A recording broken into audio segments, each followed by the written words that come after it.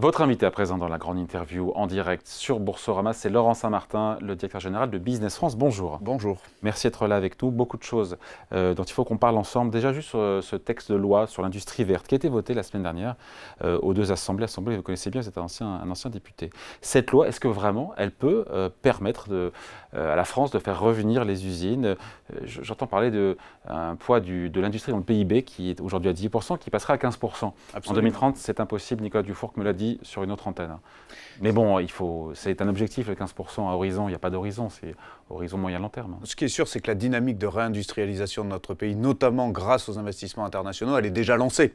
Elle est déjà lancée depuis la fin de la crise Covid. Elle est lancée par une politique d'attractivité franche, baisse des impôts, le droit du travail qui a été réformé. On a de plus en plus d'entreprises étrangères qui viennent en France. Vous savez, la France, c'est le premier pays européen en nombre d'investissements directs étrangers depuis 4 ans. Donc cette dynamique-là, elle marche. Pas en nombre d'emplois.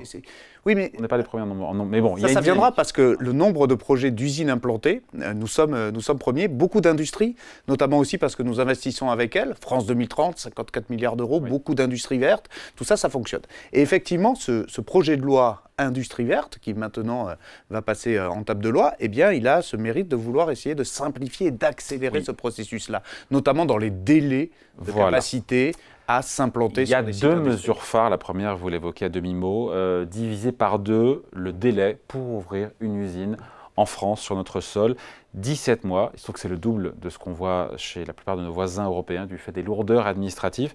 C'est un game changer, comme on dit en anglais. Oui, il faut penser... Concrètement, comment ça va se passer? Comment est-ce qu'on divise ça en deux? Alors, il y a toute une logique d'accélération des procédures administratives à mettre en place. Il y a aussi une meilleure cohérence entre l'État, les collectivités territoriales, les agences qui, soit régionales, soit étatiques... Mais ce ne sera pas effectif dans 6 mois, ça va prendre des années, non? Non, ça peut aller relativement vite, parce que vous savez, le game changer, comme vous dites, de la décision d'investissement étranger, on dit souvent, nous, à Business France, qu'il y a 3 F qui font son succès. Il y a le financement. Bon, c'est normal, les entreprises viennent aussi en fonction du financement public qui existe dans l'environnement. Il y a la formation, quels sont les talents qui sont accessibles pour pouvoir remplir le foncier. Usine, et le foncier, absolument. Et le foncier et les délais de permitting, comme on dit, sont extrêmement importants dans la décision d'investissement de l'entreprise étrangère. Donc, passer à 9 mois... Et sont un frein, enfin, est un frein, mais le foncier. C'est un frein, parce qu'en fait... C'est le plus gros des freins, des 3 F. Alors oui, dans la première décision d'investissement, effectivement, si d'abord vous n'avez pas le foncier disponible, il n'y a pas du tout de projet. Donc ça, c'est la première chose. Ce qu'on fait à Business France, nous, avec les régions, c'est de travailler sur de plus en plus de sites clés en main, c'est-à-dire ce qui soit prêt à l'emploi. Et pour ça, il faut effectivement travailler le plus en amont possible sur la dépollution des sols, sur le raccordement aux différents réseaux. Il y a tout un travail pratico-pratique à avoir avec les acteurs de terrain pour que finalement... On parle de friches, Il y a les friches industrielles, effectivement, et puis il y a aussi en Greenfield les projets sur lesquels on a besoin d'aller mettre en place un site industriel qui va permettre, par exemple, la vallée de la batterie à Dunkerque, demain, d'assurer toute une chaîne de valeur complète sur cette activité-là. Il y a des zones en particulier en France où le foncier est déjà plus facile à avoir en termes de prix, en termes de disponibilité, en termes d'accessibilité, en termes de... Le cas de Dunkerque est intéressant parce que finalement toute la zone portuaire de Dunkerque, les acteurs de la communauté urbaine de Dunkerque, de la ville de Dunkerque, de la région des Hauts-de-France, de son agence de développement et de l'État a fait un travail depuis des années formidable qui aujourd'hui porte ses fruits. 4 gigafactories, ça permet quand même de démontrer que quand le foncier est là, c'est vrai que les zones portuaires sont des zones sur lesquelles on peut aller dégager du foncier disponible, mais ça ne suffit pas. Derrière, il faut un vrai volontarisme politique commun et il faut aussi aller les chercher, les projets. Ça, c'est le boulot de Business France. Nous, on a des équipes partout dans le monde qui sont là pour aller sourcer les projets étrangers et leur dire voilà là où il y a du foncier disponible, voilà où il y a de l'emploi, voilà où il y a des financements, voilà où demain votre avenir peut s'inscrire. Et voilà où il y aura des crédits d'impôt.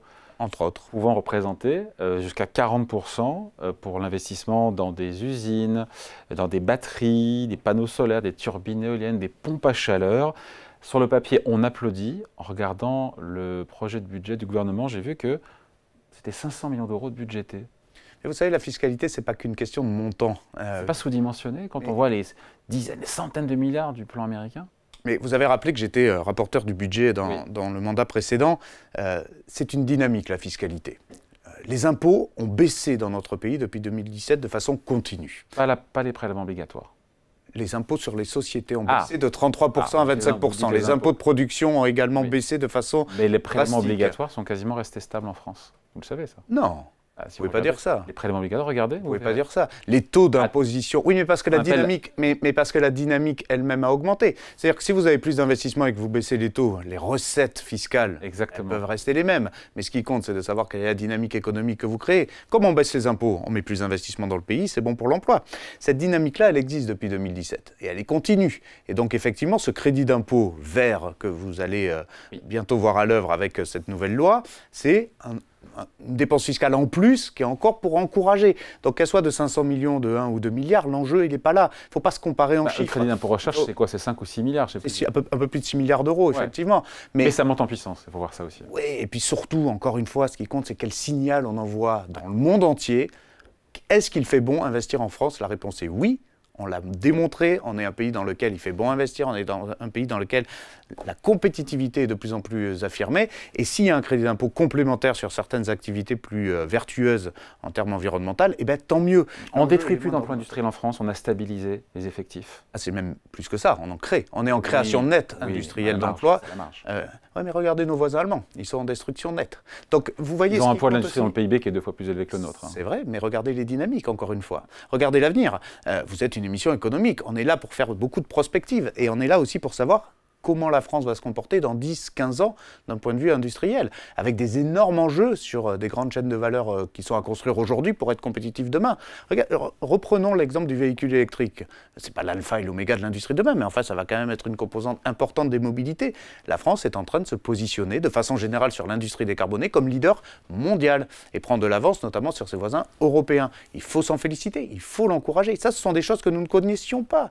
La France désindustrialise et délocalise depuis 25 ans. On est en train de switcher, on est en train de changer complètement. On crée plus d'usines qu'on en détruit, on crée plus d'emplois qu'on en détruit. Ce n'est pas le cas pour nos voisins. On doit s'en réjouir, on ne doit pas non plus s'auto-glorifier en permanence, mais on doit dire la direction est la bonne, il faut insister, continuer là-dedans. Le président de la République veut qu'on produise 1 million de pompes à chaleur par an en France en 2027.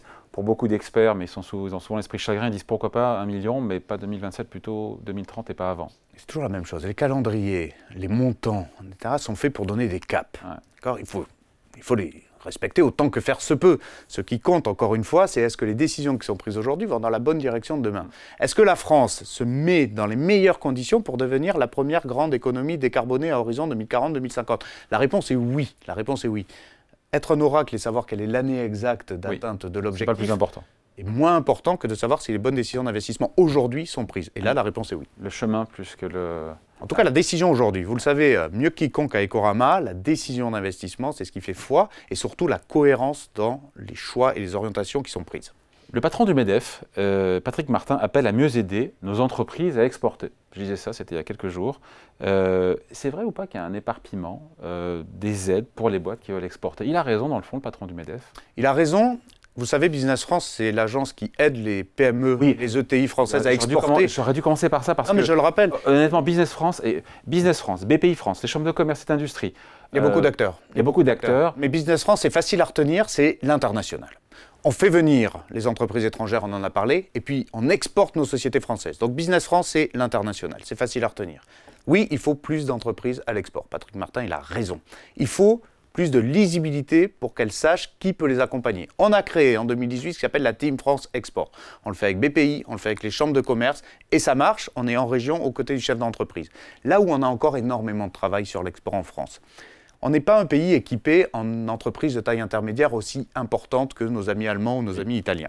Donc il faut que les PME s'équipent pour pouvoir réussir à l'international. C'est plus difficile pour elles parce qu'elles sont moins structurées, elles sont moins staffées en termes de ressources humaines et elles ont moins de capacité d'investissement là-dessus. À nous de bien les conseiller pour qu'elles choisissent les bonnes destinations, pour qu'elles choisissent aussi les bons partenaires sectoriels dans les pays étrangers et qu'elles réussissent à l'export. Vous savez, j'ai coutume de dire que l'export, ce n'est pas juste un relais de croissance en termes de chiffre d'affaires, c'est une ouverture à des marchés qui est extrêmement bénéfique à la réussite des entreprises. Ça les transforme, ça les fait découvrir de nouveaux modes de consommation, ça leur permet d'innover dans leurs produits. Tout ça est formidablement utile. Oui, le patron de PME qui nous regarde, qui fait, je sais pas, 8 millions, 10 millions, 15 millions d'euros de chiffre d'affaires, philosophiquement, c'est vrai qu'il peut se dire l'export, c'est pas pour moi. À vous écouter, il se trompe et il a raison.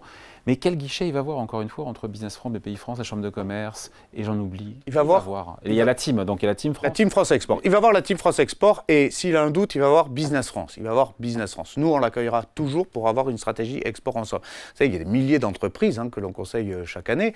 On a des centaines de missions collectives à l'export. On accompagne les entreprises aussi de façon individuelle. On fait énormément de choses avec elles. Mais on n'a pas assez de boîtes qui y vont encore. On a à peu près 150 000 entreprises aujourd'hui exportatrices en France. Il faut qu'on atteigne le cap. 200 000.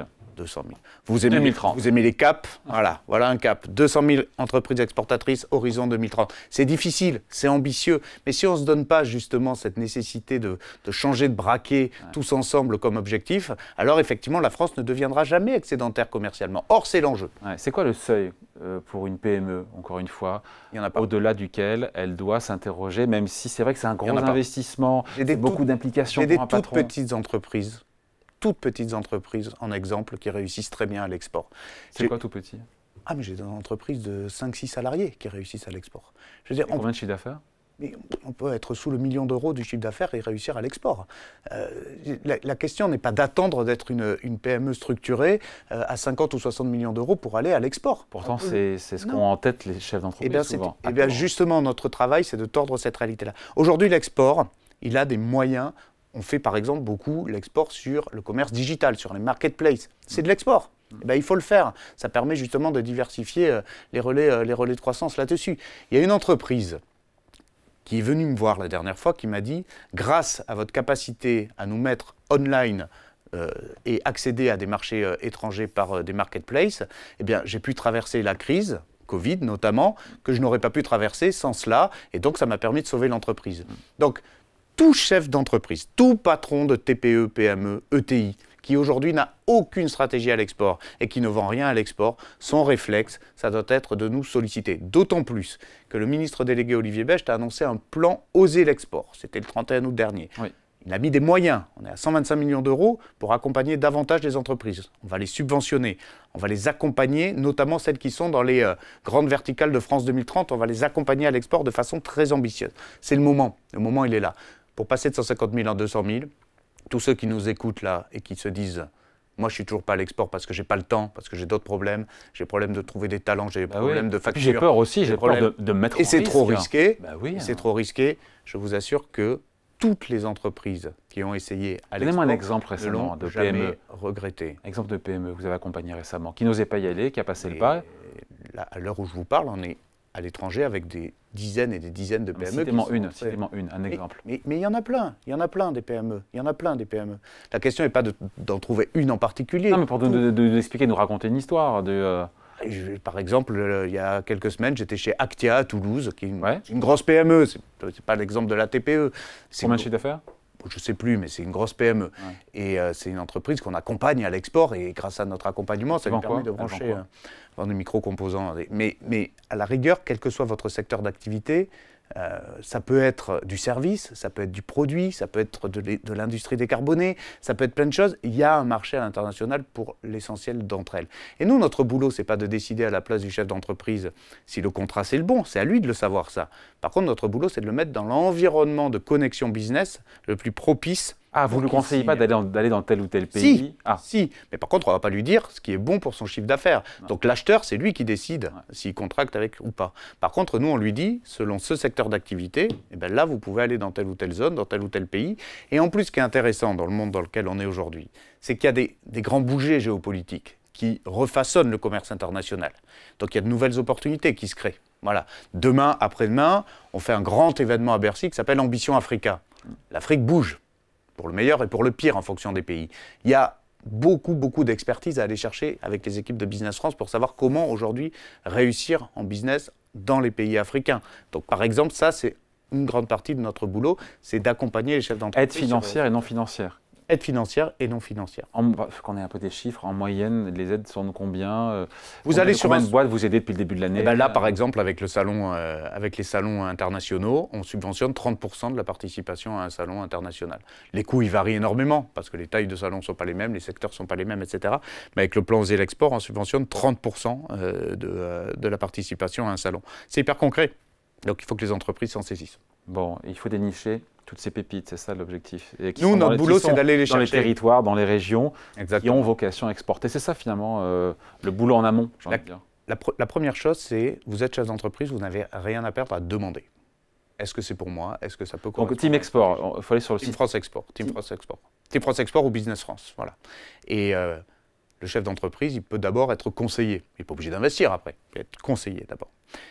Nous, on va regarder quelles sont les opportunités par rapport à notre expertise. On est dans 80 bureaux dans le monde. Notre boulot, c'est quand même de connecter aux business locaux. Vous êtes combien chez Business France? Au total, on est 1500, on a à peu près 800 dans le monde. 800 dans 80 bureaux dans le monde. Donc l'expertise locale du monde des affaires, on l'a. Donc ça veut dire quoi? Ça veut dire que le chef d'entreprise, avant de s'aventurer, on va le préparer. On va le préparer sur le terrain. Et on va regarder effectivement quelles sont les potentielles connexion business qu'il peut avoir avec vous opérez, vous ferez ce rôle d'entremetteuse, entre guillemets, d'entremetteur Exactement. Pour lui présenter les bonnes personnes sur place. Exactement, on est des brancheurs de business. Donc nous, on va connecter les câbles à partir du moment où le chef d'entreprise est décidé de faire cet investissement-là. Et croyez-moi, regardez, on a à peu près 90% de satisfaction. C'est-à-dire que tous ceux, 9 chefs d'entreprise sur 10 qui y va, ça répond à ces objectifs. Sur les aides, à part la subvention de 30% sur un salon, on prend évidemment, mais c'est pas ça. Dans le plan Oser l'export, il y a plein d'aides différentes. Si vous êtes une entreprise France 2030, par exemple, on vous finance 50% de votre accompagnement à l'export jusqu'à 100 000 euros. Vous voyez, c'est quand même conséquent. Ouais. Voilà. Donc ça dépend aussi de ce que vous faites. On va aider aussi en termes de ressources humaines. Vous connaissez le VIE, le volontariat international en entreprise. On a fêté le 100 millième. Ça, c'est aider, c'est défiscaliser, désocialiser. On va faire aussi le volontariat territorial à l'export depuis la France, depuis les régions, qui sera là aussi aidé par l'État.